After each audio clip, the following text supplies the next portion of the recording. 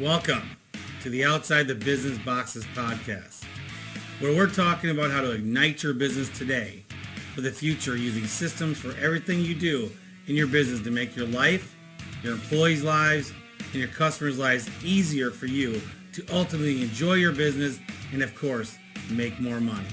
I'm your host, Chad Murray.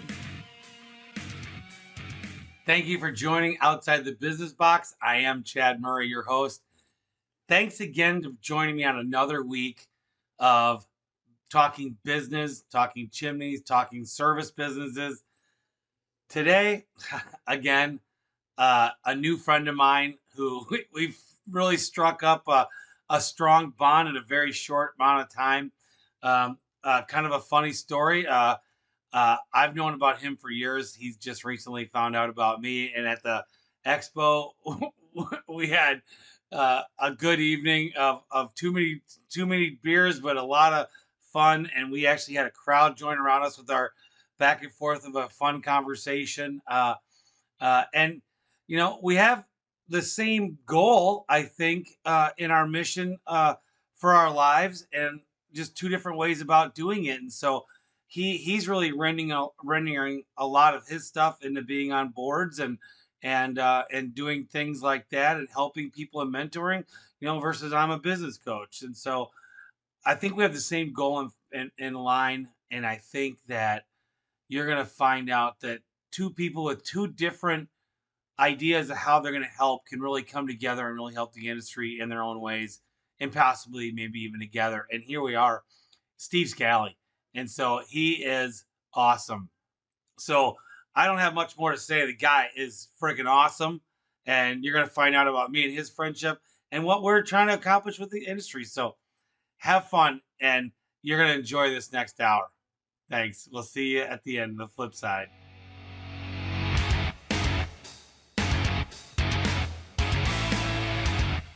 Hi, everybody. Thank you for joining me here at the Outside the Business Box podcast.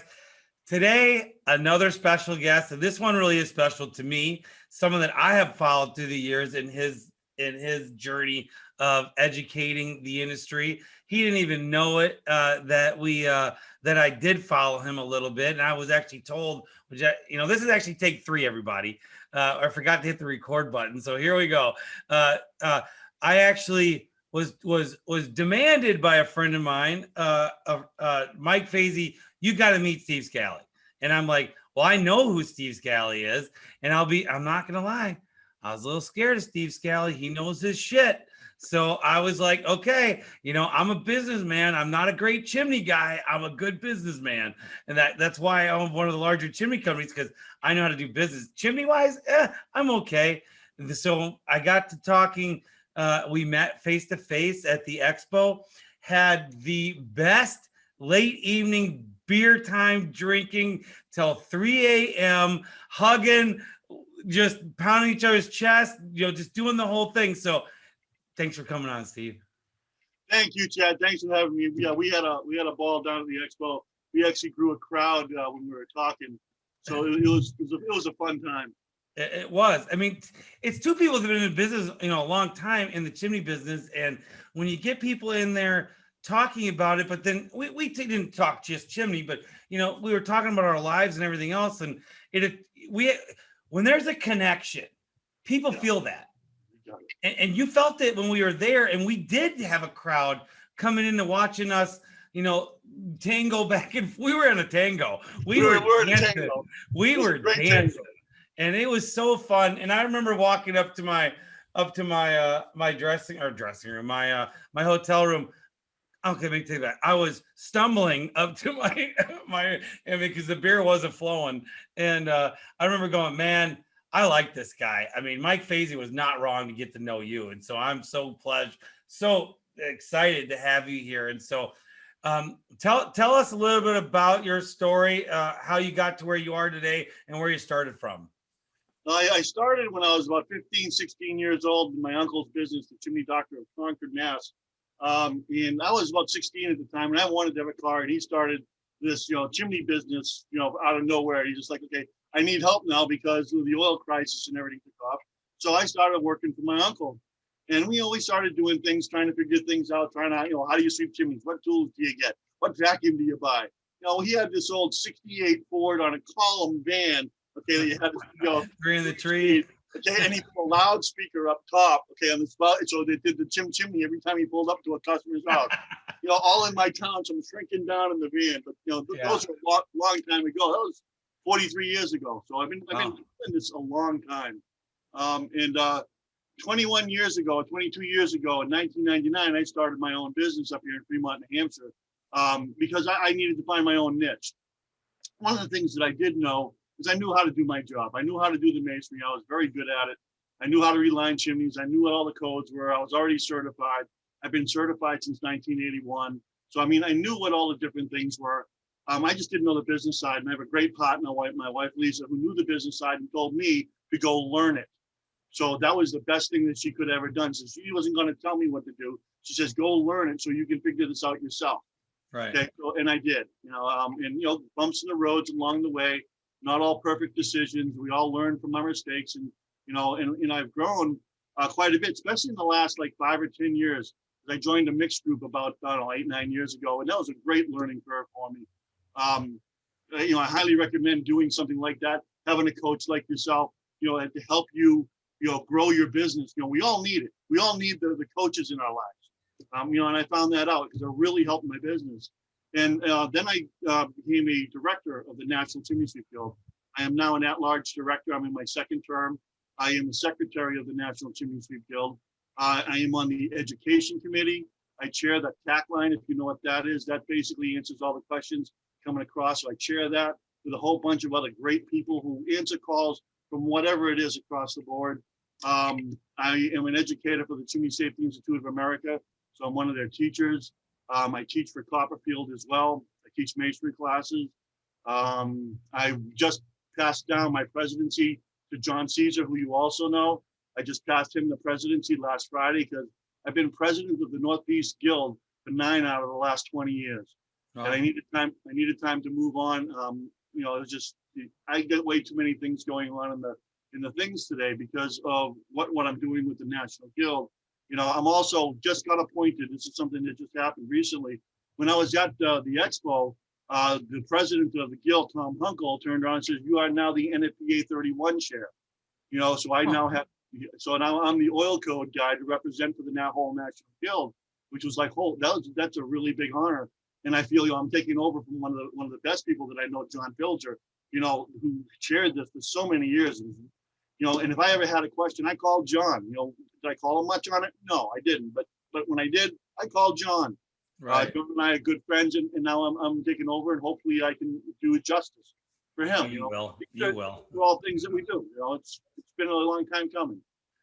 Yeah, it's funny, and I appreciate the little coaching plug you throw in there at me, which was nice. But it when it comes to getting your business going, and that is a need to be able to talk to somebody. You need someone to talk to. Caesar, are you not the guy in the John Caesar story? Oh yeah. He had the dog peeing on the liner thing. I'll tell you what happened. So this is a true story. This was so funny. My wife and I were actually talking about this today. So here we are, we're at a job, and the homeowner is the Northeast representative for Monster Energy. So he's a president of the Northeast rep. So we go to his house and we get there, and now he has a metal roof. He didn't have it when John was there. Yeah. Okay, so now I got this guy with a metal roof, and it's a 12 pitch. So we get up on here, and he had a chimney fire. So I'm looking at it, and I'm like, okay, so this needs to come out. But it wasn't just a chimney fire in the pipe. It was a chimney fire on the outside of the pipe because he didn't clean out the tiles enough. He should have taken the tiles out. But anyways, so we get there, we take the liner out, we smash out all the tiles, we put the liner in the backyard. It's a light flex liner, and it's got purple and all kinds of stuff all over it. The dog lifts his leg, and I zoom in on it, click, and I snap the picture. And I said, look, I gotta post it. I just have to post it. And I posted up on my Facebook and say, yeah, some hack put this in a chimney and had a chimney fire. I go, and this is what we think of it. Yeah. So funny. John called me 20 minutes later, and she goes like, I know that was wrong. What can I do? I need to learn. Let's go. And him and I have been best friends ever since. How sweet is that? Think about, everyone listening, thinking about the idea that someone who's a competitor you can be friendly with is hilarious. I mean, I've told this story a couple of times. I don't like to tell it because it's not a positive ending. I've had tried to be friends with some competitors in my market, and they just don't want nothing to do with me. And it's just like, I mean, yeah, I'm the largest chimney company in Texas and Oklahoma, but that doesn't mean that I'm not here to help you out, you know. That's And it. they don't view me like that, and so it's like, let's be friendly. I mean, I invited one of them on my podcast. He's like, what benefit would that be? And I'm like, if I have to explain it to you, I'm sorry. And see, you said it right there, Chad. Because the sharing is what's the important part. It's Yeah. to share. We all got something to share in this world, and that's the whole thing. One of the matter of fact, this was kind of funny. We were doing these online things with COVID. Doing the things for the National Chimney Sweep and the CSIA. And one of our things we had to do is we had to introduce one of the other people from, like, we were with Density. I had to introduce Mark Stoner. Mark Stoner had to introduce me. Now, I knew a lot about Mark because I read his book and all of these different things. So I knew a lot of stuff, but he didn't know a lot about me. And one of the biggest things, one of the things he had to find out is, like, what's your favorite thing to do? And one of my favorite things, besides cooking, is helping people. And I help people in so many different ways. And it's not just in the business world. It's personal. It's life. It's everything. So if you can't get something from somebody, then you're not open enough to get it. Right. Well, I mean, the reason why I was introduced from Mike to you, I mean, and whether I don't know if this is right to say, and I can cut it out if you need me to, but you're mentoring Mike Fazy, and he loves you to death. He's just like, that's Steve. You've got to meet Steve. And I'm scared of that guy. And he's like, no, he's not someone to be scared of. And so I even called Stoner. Before, I don't know if I told you this at Expo. I texted him and I said, hey, Steve Scally, am I supposed to be scared of this guy, or am I supposed to let me get to know this guy? He goes, you should be scared of him, because if you try to fight him on code, he's going to kill you. He knows it. And so don't fight him that. And we laugh because I'm not a code. I'm not you.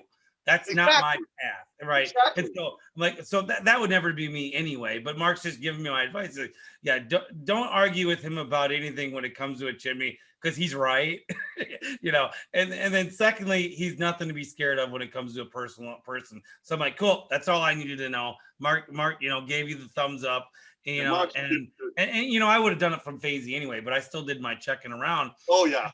And so and then here we are. We have this just romantic, man love at the Expo, and here we are having a podcast. It'll continue. Funny thing about Mike Fazy is, like, I do the mentorship program as well for the National Chimney Sweep Guild. So he pops on there, okay, as my mentee, as I call it.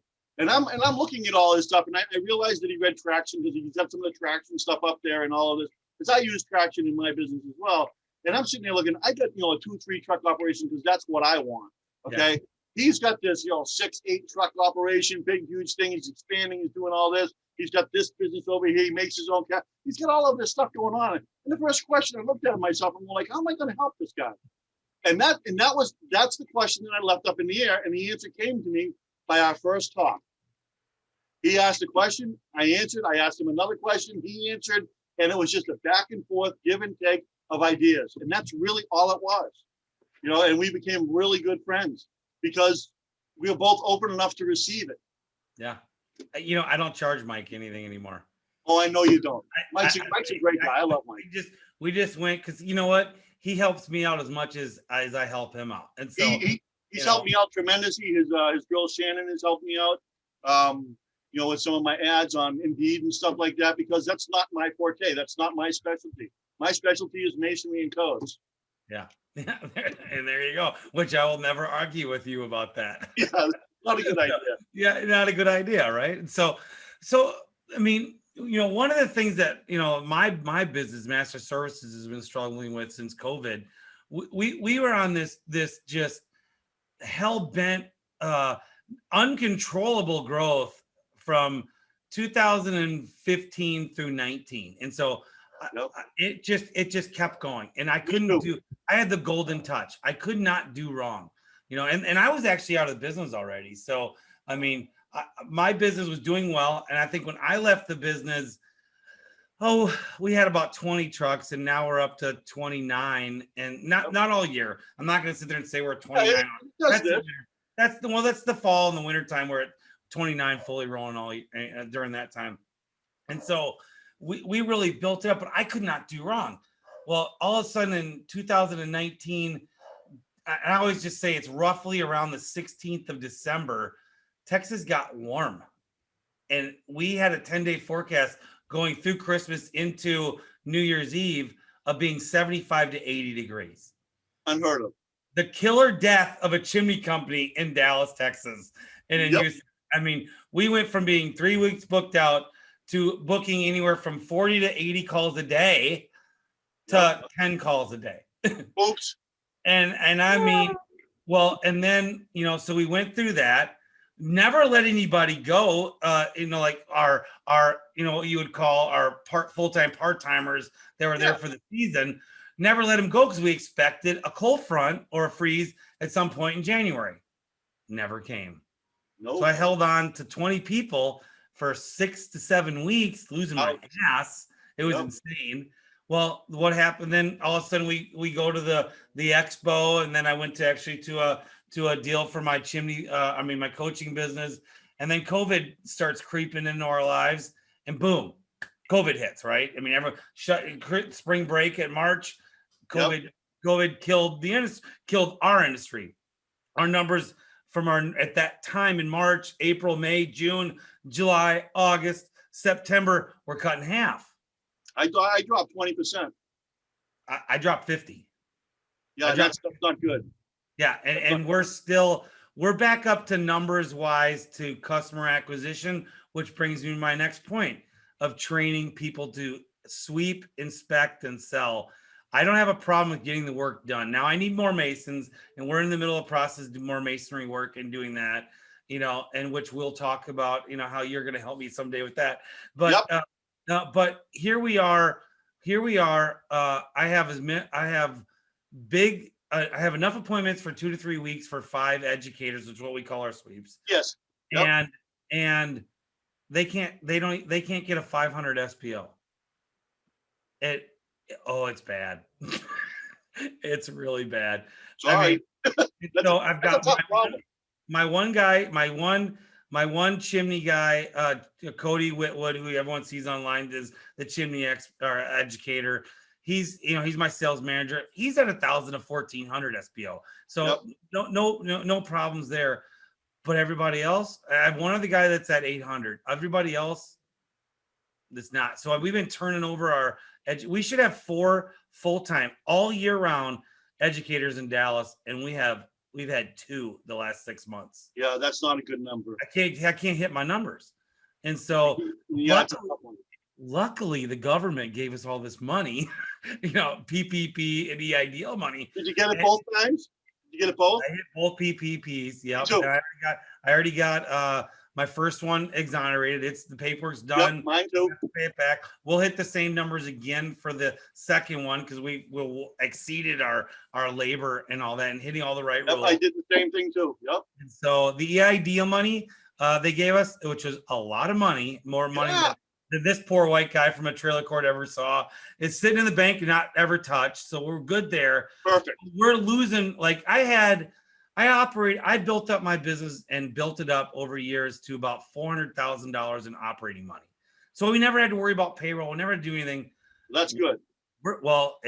If we didn't have the government money, it's gone.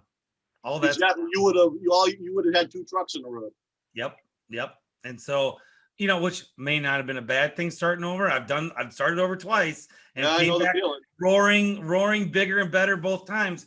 But I'm also supporting 42 families right now. Well, see, that's it. You have 42 guys. It's like when COVID hit, I had a similar thing. I lost 3 out of my 5 people the week before COVID hit. Not because of COVID. They just had life things happening and taking them in different directions. So I lost the mason that I trained. I lost my head tech he's the unicorn in the industry. When I say a unicorn, this dude has things, you look at a book and memorize it, and he was absolutely insane. He went and took the gas class, out last year. He got the books 2 weeks prior and he scored a 90 on the gas class, because he just retains things. Right. We have an inspection system that he just knows backwards and forwards, inside and out. And he's like, he moved up to Vermont, and the guy, Paul Bianco, he owns Chimney Savers up. Actually, his dad's business that his son's running. You know, he hired Jake, and I told him, says, you're gonna be crazy if you don't hire this kid. This kid is now their head tech. He's been there little over a year and a half. He's their head guy looking over everybody's stuff. You know, he put him in a truck, and they usually have a 2-week waiting period. He was in his truck by himself, taking him home in 3 days. He got all the money he asked for and then some. You know, because he was that good. You know, I miss him to death. His name is Jake, and I miss that dude to death. Because now I'm training other guys to do the same thing. So I had to reinvent myself that last year, which is why I went down 20%. And I was amazed that we only went down 20%. Yeah, the government gave me much money, and I got through, and everything was good, and we had all the work. And this year is actually the exact opposite. I can't get enough people to fill the spots. I could go out and buy another truck and put everybody in it, and I would still have too much work, which is great. But now you can't get the people. New Hampshire's got a 2.5 unemployment rate. Wow. Yeah, I don't know what Texas is, but we've been able to hire some educators. The crew's been a little harder to hire. The educators, fortunately, we've got 3 guys in training right now. And so hopefully they'll end up being, guys that can hit their numbers. But I'm not going to stop hiring until I get 5 guys hitting their numbers. Oh, yeah, absolutely. I'm never stopping until this is solved. I'm not going back to 2020 and 2021, at least at this point, ever again. Yeah. And so I'm fixing that. And so masonry is a big part of what we don't focus on, and we're getting into focusing on it big time.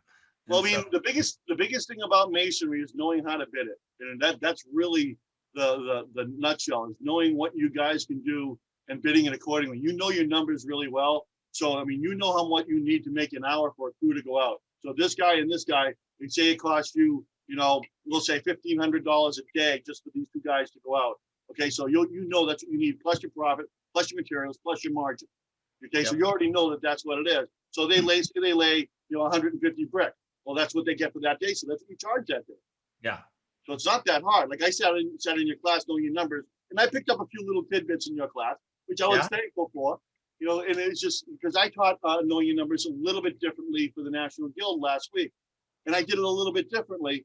But I used some of the same things that you do with the SPOs and all of these things that we got to know. And I told people where to go get the numbers. I told them how to get it. It's not hard. So that's nice you say that. What did you teach them anything about the knowing your numbers this week and next week, or did you already have that in your thing in your old? I taught it last week. Yeah, I taught it last week, so it's still running on the National Chimney Sweep Guild as the week long. It's going to be running until July, so you can watch it over and over and over. I'm gonna go. I just found out about that you could watch it for 30 days, and so I'm gonna spend this weekend doing it, and then I've got a couple long drives coming up here in the next 2 weeks that I'm gonna put it on my phone, spot however it's gonna play it through the radio and listen to as I'm doing it. So I'll definitely get your deal. But I will tell you, it was funny when I gave my first class, not a round table. I got you and Chuck Hall sitting there in the first captain chairs right there next to me. I looked over at Chuck. I don't know if you were there yet. I looked over at him. Are you gonna heckle me? Yep, I was there for that. I was there for that because I was sitting there like, because I want to learn, because I want to see what you're doing. I want to see what I'm doing. I want to see how it all blends. I want to see what we need to bring out for the next, how to teach them differently. As you know, as a consultant, everybody learns differently. So how do you try to make them get it 3 different ways? There's seeing, hearing, and touching. So you got to learn 3 different ways. So I want to be able to do that, and if you're doing it one way, I want to tweak it a little bit, so I'm doing it a little bit differently. And that's why I can't wait to watch yours, because I mean, you don't know what you don't know till you start seeing it. And I don't view. There's one thing about stealing people's material if you're doing something that they're doing special, but there's also a learning curve to that. That if I've learned it and I'm going to teach it somewhere else, is it really stealing? Or there's a line that there's a stealing thing of it, and then there's that. Well, I learned this, so I want to teach it too. But there's my way to do things and different things. But I'll tell you what was interesting, that I had some feedback that I had from my class that I got from people was, when I first started out, I wanted to let everybody know right up front, you're not going to be me. You're not going to have, a $4.5 million business with 29 trucks in the road, and you're not going to have someone doing your numbers like I have when you leave here. You have to figure out, and I said, if you recall, when I started out, you got to start off somewhere. You have to start knowing something. Yep. What number do I think you should do? It's the numbers that I started with day one, week one. I started tracking how many appointments per day I did. Okay. Yep. I then started tracking the sales.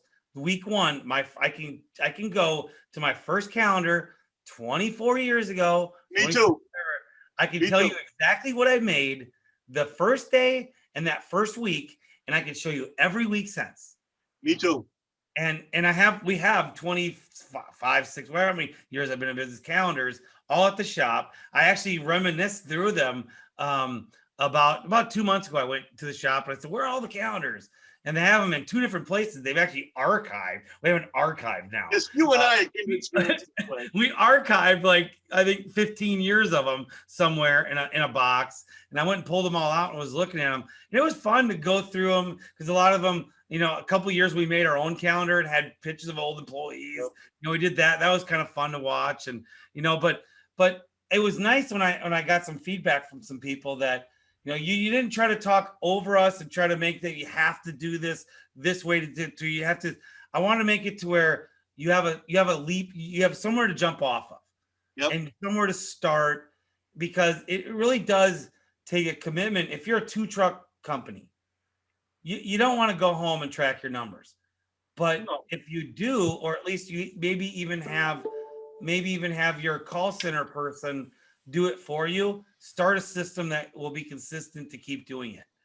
And so if it's late one night, maybe skip till Saturday and do it, but do it. Yep. Take it, because once you get that system going, in 6 weeks, it's now part of your habits, and you never have to worry about doing it again, because it'll be quick. You'll have the system down and you'll do it. And then you can start adding another number and another number. And then all of a sudden, eventually you've got 5 trucks. I don't have time. So you have time to hire another person in the call center. Hey, start doing this for me. This is how I do it. And so, that's how I did it. And it worked great. Well, it's interesting because I found this thing. I talked to my accountants about it. Don't want to know what's going on. You talk to your accountant, obviously, too, because you know what's going on. And one of the things that I keep seeing like online is everybody goes, "What do I charge for this? What do I charge for this?" So that's the question that everybody was asking. And I said, there's an easy way to find out. You have a tax return. You have a 1040 form. We all got one. Go to line 28. That's all your expenses for the year. Now figure out how many days you work and be honest. There's your number. Now divide it and go. That's how much money you need to make. And that's your break even.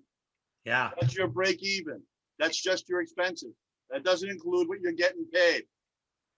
Okay. Right. So I try to explain it to them that way because it is that simple. So we try to get people who don't know anything to that point. Now you can start going from there and say, okay, what can I do next? What can I do next? Well, now I know what I need to make a day. Now I can go to the hour, now I can go to the minute. And then I show them an expense report that I have up in Excel. Because if you put all your numbers in it, it just puts those numbers out. Mine changes quarterly on what I need to make an hour because my costs are different every quarter. So I show them expenses, take a picture of that, go to Excel, take a class, learn how to do it. Excel is a great program. You use it. Mm-hmm.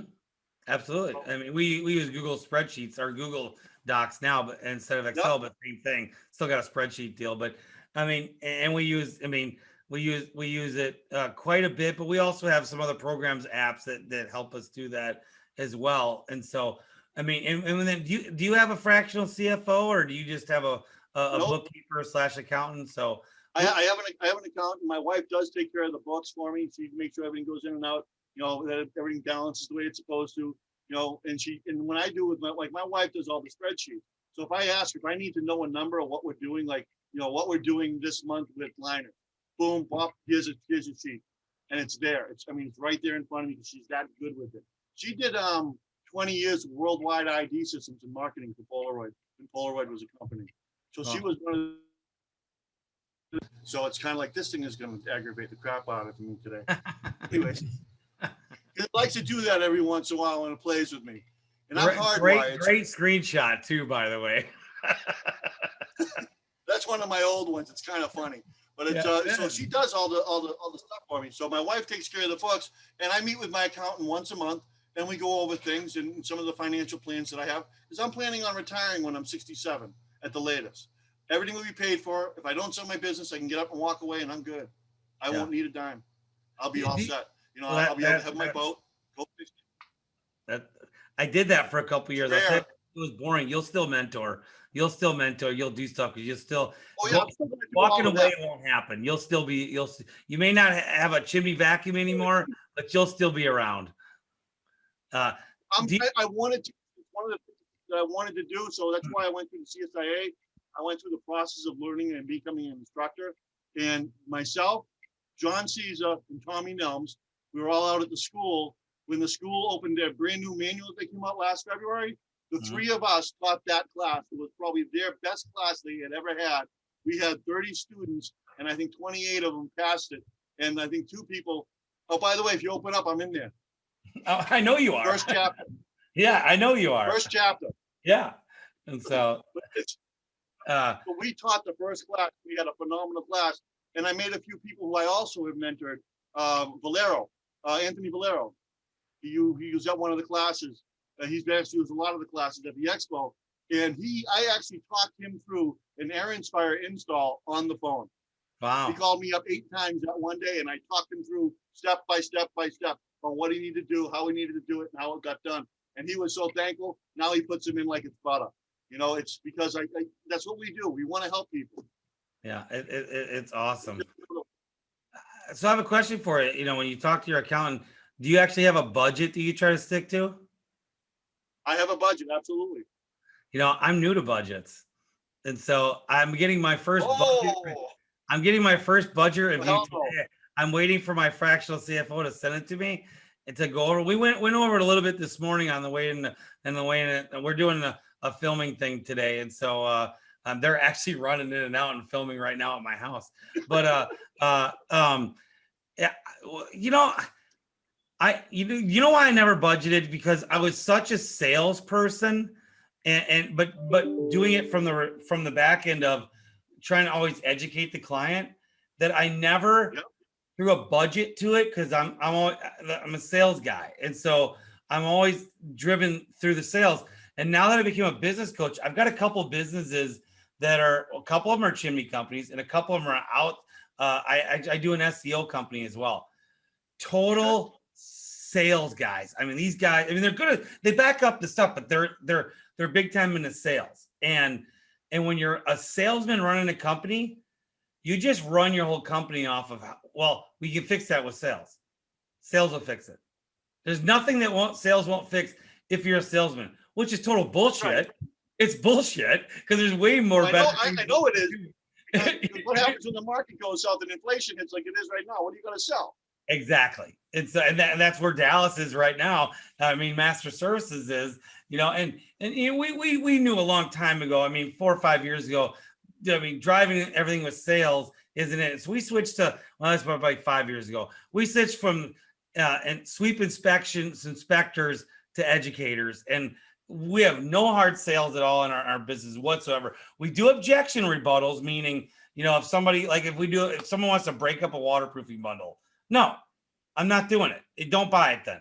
Because if you're not going to buy the cap, the waterproofing, the crown coat, and the flash seal, call someone else that can do it for half price or whatever you want. You stand your ground. I do, because I had 3 reviews back in the day that are gone now that were bad reviews that are chimney still leaks. And you know, and because Texas, here's what Texas is. It's hot as hell, and then it comes in storms like got cats and dogs for like 8 hours. And when we have if you don't know what flash flooding is, come to Texas. We'll show you what a flash flood looks like within a week.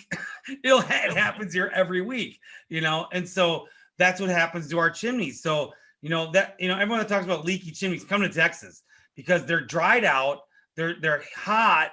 Now all of a sudden on a 95-degree day, or let's just say 105-degree day, all of a sudden it cools down 35 to 40 degrees and rains cats and dogs for 2 hours.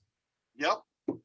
You don't want to talk about expansion and evaporation of moisture inside of joints and chimneys? Oh yeah. We have it. I mean, it's insane. And so I would highly recommend the solvent base for you guys. no, we had to switch. So John Meredith helped me with that 23 years ago. Yep. Had a chimney that didn't solve it, just using the water base. And so I got on a call, got on it with John, back then, I answered the phone, and sweet, the guy's sweet as he can be. And I told him the whole situation, blah, blah, blah, big chimney, blah, blah, blah. He goes, okay, I'm going to send you 5 gallons of the solvent base, and go ahead and let's go ahead and do a double saturation to it, and blah, blah, blah, since we know it still leaks, da, da, da, and let's do that. Call him up a week later, and it stormed. Like, we did it, and the next day it stormed for 48 hours. It was just a torrential downpour. And it was actually for a roofer I was doing it for. The roofer called me back because they had sheetrock down, and they kept it down to wait and see if it was going to leak after I did it. And I gave this guy a warranty that, because John had told me that it'll fix it. If it's saturating in through the brick and the mortar, this will fix it. Yep. So I told the roofer, I said, I guarantee it, and you don't have to pay me until it rains next. Exactly. I've done that. And I did it, and no leaks. It had a minor drip leak that they ended up figuring out that was the flashing that they missed a couple caulking underneath, but they saw from what it was literally 3 days prior. I hit a 3-day patch of sun. So I did the job, and it was probably still wet. It probably should have waited another day before I even waterproofed it, but I did it. And it held. And we've been back to that house we've done it 3 times now. Yep. And that's we told them to do it every 6 years since it already had a leak. We do it every 6 years. Hey, did you go to the San Antonio convention for the National Chimney Sweep Guild? Oh, that's too bad. I taught a masonry class there. I know you did. And I built that wall. Yeah, I know. Everyone always laughs that I just, I've just come out in the last year and a half in the industry. Yeah. Fact of the matter is I would attend stuff. I just would always keep my head down, and stuff. And so, I'm trying to go to everything I can. Like I now that I'm so busy, I had pretty good success at Chimney Expo. So I got quite a few new clients on top of my already busy schedule. I'm glad to hear that. And so it's been, and the greatest thing about it is that I was able to fill spots. So I'm not even really working that much more. So I had spots in every day that I could fill all these people in. So I did take on a couple late night people because they're smaller trucks. And they're actually still out in a truck. And so I am doing a 7 o'clock. I'm missing Surefire because I'm doing a 6:30 on Tuesday nights. And then I do a Monday night at 7 o'clock, but it's like, what am I going to do? Am I going to go watch Netflix or go get in the pool? Who cares? I just talk. My kids are all grown or half grown and running around. And I all 5 girls, right? I have 5 daughters. Yeah. 5 girls. And the youngest one is? She's 9. She's 9. God bless you. God bless you. Because my youngest one is 22. Yeah. My oldest one is 25. She's a school teacher for handicapped kids, just special ed. And then my 22-year-old daughter works for us. She's the HR/media person, or all that kind of stuff. Okay. And then my 17 and a half-year-old senior in high school this year, going in to be a senior, got a 13-year-old and then a 9-year-old. And so God bless you. Had them all come to the shop today for our value video the Cumberland Creative's doing. And they all came, and we did, a nice little video for the video. It's going to be nice to have everybody there. Cool. They grew up chimney. They grew up chimney, and they totally did. And so every one of them played with Legos, had the chimney sweep stuff. And I posted, I think on one of the Chimney World or Chimney Professional, one of them in the last 6 months, my 17-year-old daughter, 7 or 8 years ago, made a Lego video, and she was pretty accurate. She built a house with a chimney, with a fireplace, 2-story, and actually had 2 guys in a little car that she made with the brush and a vacuum in it. And she walked up. She had an iPad. She had an iPad for the Lego guy. Walked up to the homeowner, and they're doing this as Lego guys, like this, talking to the homeowner, and the homeowner's doing this. goes upstairs. She has them point in the fireplace, do this, does a whole inspection. It was so funny. They come down, they grab the poles, they go up, they clean the chimney, and they come back, they invoice the lady, and they get in their car and they drive off. And then master services. She puts our phone number. It was great. Awesome. It was so funny. Yeah, it was love it. My daughter does the same thing. My daughter's in art school. She's a senior in art college. I don't know if you can see this, but there we go. Yep. But she just drew this on a whim, for me, because it's like, for what we do. She's just like, here, Dad, here's this. It's just like, I keep this in my office, and I have ever since you drew this. You drew this when she was in 9th grade. Yeah, that's great. That's great. It's funny you keep that little artwork. Like my brother, he has a 5-year-old daughter, and for Father's Day just this weekend, he sent me the picture that she drew him, and he sent it to me. It looked like a hand, like this, and it was red and white stripes with some blue, but it looked like a hand with no thumb, and it was like this, not horizontal. It was vertical. And I'm like, was that a turkey? And I'm guessing all these things, And he goes, no, it's a flag, you dummy. And I'm like, well, send it to me horizontal. And I would have went, oh, it's a flag. Yeah. But all those kid art, my wife has kept, I'm not going to say everything, but I'll bet you 90% of all the kid art. We have these boxes that have it all, and we go through it. See, I'm a throwawayer. I don't save stuff. My wife saves all that stuff. And they always laugh. Like at Father's Day, the cards go in the trash. Thank you, love you, kiss, gone. I'm never going to read that card again. But my wife, she digs them out of the trash and she puts them in a file. And it's so sweet that she does this because, I don't know, it was probably about 5 years ago. Our father-in-law died. And we went through the box and we were reading and it wasn't just about my father-in-law, just all this different stuff about just the family. And you start reading some of this. It's not the cards that say love dad or love your daughter. It's what they say. Like the little note they write in there is what's special, right? And especially when you start realizing what age they were when they did it. And it's so priceless. I know this isn't Chimney Talk. It's just friend to friend talk here, but it is. And as you grow up, I'm getting gray hair, but it's those things that really make it. So anyone who's a younger chimney sweep out there and you're listening to my podcast, I know there are guys out there, your weekends are yours. Use them for your family. Right, Steve? Absolutely, because it's one of the worst mistakes that I made when I started my business. I worked 7 days a week, and my oldest daughter, she holds that against me, and she's right. Yeah. Because I put my business in front of my family, and I learned that mistake. I didn't do that with my second one. Yeah. So now it's Saturdays and Sundays are mine. I get to choose that. It's so true. I was the same with my tools. My tool is price your work for 5 days, and if you can do it, price it for 4. Yep. So that way you can decide if you want to work Friday or not. Well, ask Mike about that. That's Mike, another system that we do. That we price our when we're able to make money. My educators are doing right. We price our week to make money by Thursday at noon. Exactly. 4 days. Price it out. Friday you get to choose. Yep. Well, not if you work for Masters, you don't get to choose, but it's called budgeting. Yeah. Well, and I'm learning that as well. And so, but we had to start doing stuff like that just to for rain days. We had to keep Fridays and Saturdays open for rain days, and we stopped working Saturdays unless it's a rain day or someone calls in sick or something. We have that day. But I'll tell you, like you said 7 days. I never did the Sundays, but I did 6 days a week for my first 15 years, and I made my employees do it with me. And I'll tell you, it was rough. And that day I finally went no more. We started then alternating because we didn't want to give up Saturdays because a lot of people would tell us they needed Saturdays. And as a business person, I could have just said, well, no, you can take off for us to come. Like you do if the carpet cleaner needs to come on Tuesday at 3:00, you'll take off, right? And so I learned that. And then after I left, John's like, I asked him, I said, do we need to work Saturdays? And he goes, no, we don't need to work Saturdays anymore. Only if we're makeup days. Oh. So we stopped like 2 years ago.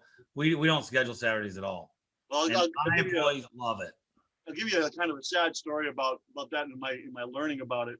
I had 1 year, a friend of mine named Marty Carnes. He owned Bissell and Bristol Chimney out of Connecticut. And he was my best friend because he and I always roomed together going to convention when I was younger. And he was always, talking me up and getting me going. And one year, I was working 7 days a week, and he helped me start my business when I left my aunt's company, out the family business, start my aunt's company. He gave me all his extra equipment, all his brochures and all his paperwork and everything on. He called me once a week. He mentored me through the process and got through it. So one day on a Friday, and I worked 7 days a week that year, I got a phone call standing in the bank parking lot, and he died at 39 years old of a massive heart attack. Mm. I had 4 days off that year, and 2 of them would have buried my best friend. Wow. Not a fun story. I learned a lot that day. I said, this is what not to do, because you miss so much of life. So don't do that. Yeah, it's funny. I'm getting to know Bart Ogden a little bit, not much yet. He's a great guy. Texts me yesterday. He goes, "Hey, are you available to let me buy you a cheap scotch at a reputable dive bar in Denton, which is where we are, which is where my business is at." Yep. And I say, "What's going on?" He goes, "I'm driving through Solo with my motorcycle, doing a $2,000 ride or 2,000-mile ride," and I'm like, I want to have a scotch with you," and I'm like, "Yeah." How do we say no? Like, yeah, no, yeah, I'm definitely doing that. Yeah, you got to do it. Bart is a really great guy. I've known Bart for a lot of years. He's a class act. Yeah, and so I've called him a couple times, and it's just like easiest guy to talk to. I mean, so another thing is, the lesson of Chad Murray, as everyone is knowing, is to putting yourself out there and asking questions and then growing. And now I'm on the other side, but I'm still, if you kind of notice, I'm asking questions. I'm wanting to know stuff. My business isn't perfect. I mean, you want to know the truth? I look at my business as a success that's been failing for too long. And I say that, let me hear that. That's a good way to look at it. It's a success that's been failing because I'm in markets that I should be a $10 million company, and I'm not. Not driven by having to do it. If I market and train my people right, it should be an easy. I mean, I'm dealing Houston. It's the 6th largest city in the country. Dallas Fort Worth is bigger than Houston because it's 2 metroplexes, and Oklahoma City is pretty big too. And so it's like, okay, I'm dealing with these 3 markets, and I'm only doing 4.5 million. And not that I'm trying to raise my chest and beat anybody and be the number one. That's not it. It has nothing to do with it. Nope. If I do my business correct, those calls should be being booked where I need double the people I have. Yep. And I'm not. And that is killing me, especially after I'm coaching these people, Steve. I'm seeing these young guys and even guys that have been in the business 10 years booked out 3 months right now. Now they're struggling business wise. They didn't have your wife to say, learn this. They're hiring me to help them, and I am. And that's great. But I watch and see what they're doing. And I'm like, they're 3 months booked out, and I'm losing money this week and hardly have anything up next week. It's like crazy. I'm booked out in the middle of August right now. Yeah, I'm not. I'm going to lose money this week. I'm going to lose $10,000 this week. Actually, I've already put in the bank 6. Actually, I put in the bank 10. I'm going to make another 10 this week. But my business works off of basically about 40,000, 50,000 a month. That's what, that. Yeah. So well, the sweet spot for me, the problem, here's the difference. When you start getting into a company my size. Yep, it's different. It's this little sweet spot you have to find. So like for me, our sweet spot to make money is around 55,000 a week. And it's easy to get if I have enough educators. Even if I have bad ones, it's easy to get. Since COVID, we have not been able to fill the positions. So I do not have enough butts in the seats to even go out and sell bad. That's right. And I would take 5 bad chimney sweeps right now working for me, and when I say bad, I just mean can't close ratio. We still check everything and make sure that they're doing their job. Yeah, right. They're learning educators. Exactly. And so we're in the middle of that, and it's so painful because I'm not patient. When it comes to my business, I'm patient with learning. I'm patient with mentoring. I'm patient with that. But when things are going bad, I'm not patient. I'm like, it's hard not to. So ask yourself a question. Sure. What about that? Causes the frustration or the intensity. Good question. My anxieties are probably due to what if you're ever going to step out of your business and you're not running anymore. So everyone listen up, especially guys that I'm training right now and guys that want to be trained by me. You want to hear it from the other side, what it looks like when you're not running your business. Now I'm high level in my business. I talk to my guys every day, often. I'm the vision still. I do all that. But let's talk about it once you leave and you have a general manager and you have a management team running it. There's an outside looking in view of your business when you're not there. And when you have that, whether you're making money, I'm actually making more money coaching now than I do at Masters, which is awesome. But my anxiety hasn't gone away. Not at all. Because I still care and love my employees. We actually did here's funny. I've done some bad surveys to my clients before. My employees, and we did a really good one this week. And wow, are we getting some great answers? You're gonna be scared when you have a company my size to put out a survey. Because what are they gonna tell you? Because it's anonymous. We make it anonymous. So what are they gonna say? And I'll tell you, we got nothing, no big surprises. But we certainly got some eye-opening stuff. A lot about the pay, which we have been low in pay.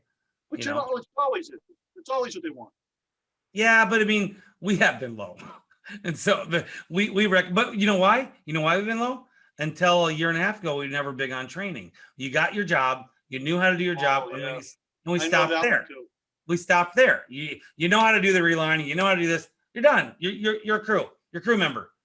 Well, now in the last year, we've been focusing on raising their level, sending them to schools, offering, now to be certified, all this different stuff to give them to own their own business inside of my business.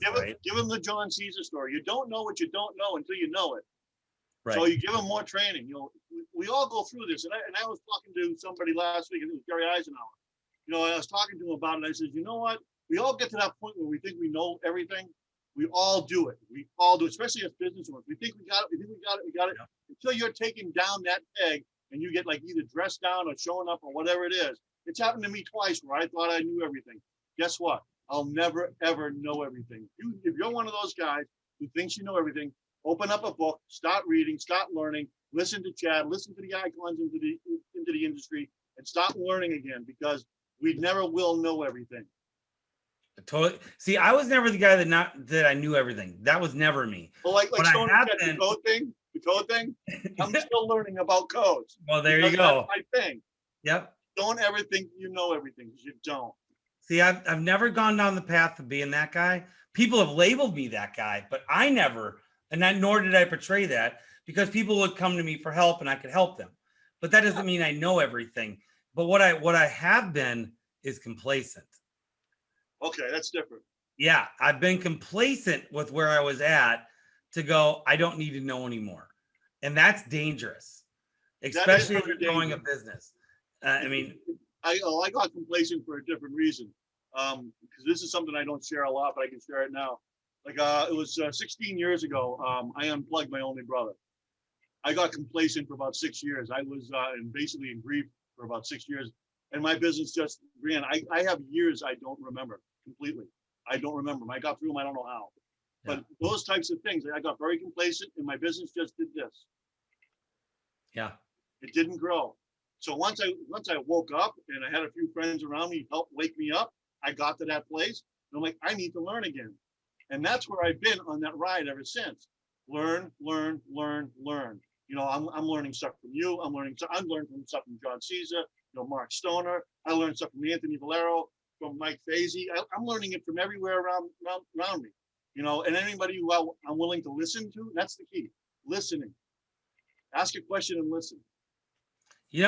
I hated the book. Everyone loves it. Napoleon Hill, Think Rich and Think whatever, Grow Rich, or whatever it's called. I don't know why it's off the tip of my tongue. Think and Grow Rich. Have you read that one? No, I haven't. Okay, well, it's one of the most sought after, most read business books out there, and I did not I did not enjoy the book. I didn't get a lot out of it. I don't know why. I got one for you. But hold on, let me tell you what I did get out of it.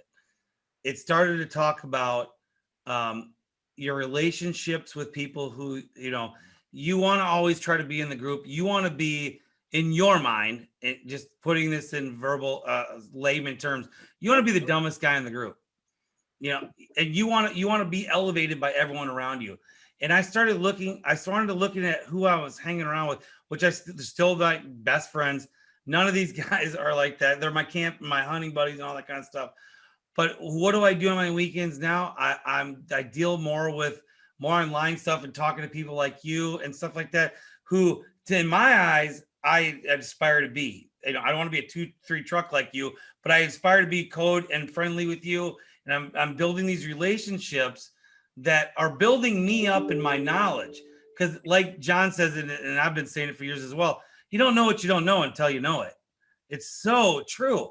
And until you put yourself actively seeking that out, you're complacent. And that's what John did in that moment. He went from there to seeking it out. He drove through a snowstorm from Manchester, New Hampshire to Louisville, Kentucky with 3 of his guys, to get there to learn because of what happened. Because he's like, I need to know, I need to learn. And because of that is why he's on the CSIA board, because he's all about education. His shop is all about education. He's growing a great business, and he's only 20 minutes down the street from me. Great guy to have in my area. Love him to death. And you're the guy with the keys, right? Yep. Because he loves telling the story. He doesn't always mention your name in that, because he always says, because he was on my podcast about a month or 2 ago, and he's like, I didn't know if he wants to say it. So one of my competitors, he always says that, and and so I'll let everybody know, if you listen to John Caesar's podcast, this is the man right here. Yeah, that's it right there. John Caesar's a great guy. When he called me up out of the blue and he says, "What do I do?" and he listened. He asked a question and he listened. And I gave him some information, and then I asked him some questions. Like, well, where do you want to go? What do you want to be? Well, where do you want to be in a year? What are your goals? What are your objectives? And he started saying, like, I go, like, well, I can help you with that, and I can help you with that. And I started giving him some SOPs that I already had, which helped him see what he wanted to do. He took those, made them better, and then made them his own and changed them all around and grew even more. Yeah. He's very insightful. He's very knowledgeable, and he doesn't sit still. Right. I have a great relationship with him too, and hopefully that, and it's growing with him as well. And so, I was telling him, because we off camera, and I hope he's not upset I say this, but he started asking me, well, about my consulting, as he's trying to get into it a little bit, and I mentioned it on the podcast, so it's no secret. And I'm like, listen, just be yourself, be organic, know what you do. He goes, I said, I only charge people. I'll tell you why I charge. I have some people do it for free. So the reason I charge is because I find that if you're always only doing it for free, there's a certain point where they don't listen. And so it is true. And so it is true. You don't want to have the same person asking you the same damn thing over and over again, which is why I became a coach. So that's my story into coachhood, is becoming a coach. I had so many business owner friends of mine asking me, and then calling me up after the result of what they didn't listen to me do. They did the opposite. And now, back then too, I would also tell them what to do and not listen. I would listen to the problem and try to solve it. That's not how you solve problems. You've got to let them talk it out. You have to listen, ask the right questions, and you have to learn silence. It's the biggest thing in coaching. I just did it with one of my new clients this week. It was great. And I didn't know if we were going to go there. And we sat there. I was letting him get through process, talk. And then he goes, and that's it. I'm done. So I just sat there. And I'll tell you, it's not easy for me because I'm not a silent person. And I sat there and stared at him. Yeah, I sat there and stared at him. And he didn't get fidgety. He stared right back. Most people start doing this. They start, okay, are you going to say something? They were expecting me to say something. And I was just exactly like this. And we sat there, I swear to God, it was 2 to 3 minutes. And then when he started to talk, it was the gold of the whole session. It was everything that he needed out of himself was him processing, sitting there going, well, what the hell is this guy doing? Why isn't he saying something? And then his mind took over to getting deeper to what we were just talking about. And I could see it. And I'm like, the first minute was brutal. The second minute, I'm like, okay, if I say something, I lose. I'm not helping him if I say anything. Shut up, Chad. Shut up. This is all I was saying in my mind. Shut up. Shut up. Don't do it. Don't do it. And then he talked. I'm like, oh. And if you could see me, I was like, oh, thank God. And he just kept going. I didn't have to say probably 2 more sentences for the next 15 minutes. That's what it's about. Yeah. And so that's really what it's about. Because I do some consulting as well, and I do charge some. Yeah, I do the stuff with the guild for free because I want to help the guild. But I do consulting and I get paid for it. It's not, I don't put it out there as it's, a business, but people know that I have it. I got some stuff that's going on in DC right now that I'm dealing with. But they're paying me, a good dollar to consult with what's going on. So and that's what you do. You just listen. Yeah. It's everybody's value is different, and you know what? I mean, as I grow, I have no problem doing people for free, if that's what they need, a short term or even long term. It just depends. It depends on who you're doing and what you're giving them. If someone needs a lift up, they just need a little, like you mentor them, call me. I'll talk to you. I'm not gonna put a sales pitch on you to have me coach you. If I recognize that what we're getting into is something that would value for me to coach you or put you in one of my mastermind groups, I'll talk to you about that. But I don't start there. I don't start there. I listen and go from there. We have gone an hour, and so Steve, and we're not done yet. I love you as a man, and I can't wait to grow this love. I thank you so much. And how does anyone? Are you wanting to mentor more people? Do you want to put that out there, or where are you at with that? I'm just keeping it kind of under wraps because it's sort of kind of going through with everything I have going on right now. I am kind of stretched a little thin, which is why I put down my presidency for the Northeast Guild. But the other book is Turn the Ship Around. Oh, I've heard of it. That's a good book. I got a lot out of that book. That was huge. When we get done here, I'm going to put that on my reading list and on your list. That was a good one. So I really enjoyed this. We'll have to do this again, Chad. No, we will do this again. Oh, we will do this again. And so that is no problem. And everybody, he's not taking mentorships now, but I guarantee if you message him, he'll answer your question. And so if you need some help, just give us a buzz. Anyway, you'll catch him out there at all the conventions and expos, and he's free to. He's the easiest man I ever found to walk up to and talk to. Really, you are. You are too as well. That's why I walked up to you in your booth and said, "Hey, hi, by the way, I'm so and so." Well, actually, so we'll end on this funny story. So, if you're friends with Steve on Facebook, who's your picture on there? Led Zeppelin's. That's Led Zeppelin, and that has a lot of meaning. It's written song called "Thank You." Okay. And Led Zeppelin was my biggest band growing up when I was growing up. But if you look at those words, those words have a strong meaning to me, and that's why they're there. Jimmy Page, one of the best guitarists to ever live, in my opinion. Right. But that's "Thank You" by Led Zeppelin. So everybody, being that I'd never had a face to Steve, I was looking when I went to meet him eventually, was looking for Jimmy Page. So he walks up to me at the expo, like I know him and everything else. And you walked away from me the first time. I didn't see your badge. I don't even think you had one on. And I'm like, who was that guy? Was pretty nice. Who is that guy? I did not. You came. We talked for 5 minutes, and you walked away from me. And I'm like, I don't even know who that was. I looked over at John, and my general manager, he goes, I don't know who that is either. I go, I don't know who that is. And then when we got introduced formally, I'm like, or you had your badge on. I'm like, you're Steve. And remember, I told you, I said, you're not Jimmy Page? Yeah, Jimmy. I remember you asking me that at the show. Yeah. So I really did. So anyway, this is our time, everybody. Thank you, Steve, for coming on. And everybody, we will talk to you later. Thanks so much.